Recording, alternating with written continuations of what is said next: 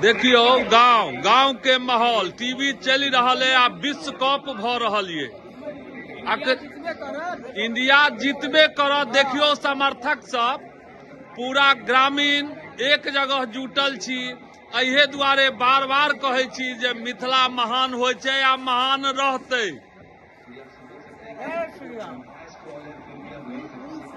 और रन तो इंडिया कमे बनेलक है।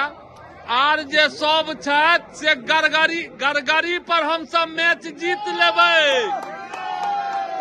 हम सब गरगरी पर मैच के जीत लेबै।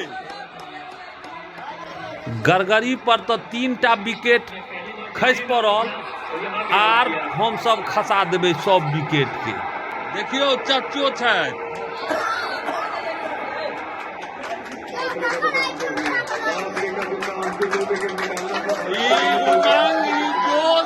सब भरल है और गरगरी में हम सब निकाल लेबै मैच के। सब अपन अपन घर में मैच तो जरूर देखैत है, लेकिन अतक्का माहौले किछ आनंददायक होइ छै। दलान पर के छोट के पैघ के बेटा के भातीज के बाबा सब मिल के हम सब देख रहल छी। LED लागल है और हम सब मैच देख रहल छी।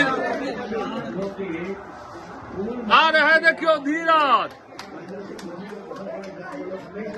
आज जीतते इंडिया। सब आदमी अहाँ के तो ओथिये पर जीत लेबे, गरगरिये पर जीत लेबे मैच के। कहीं आबि जाता हूँ बउआ। झंडा कहाँ है?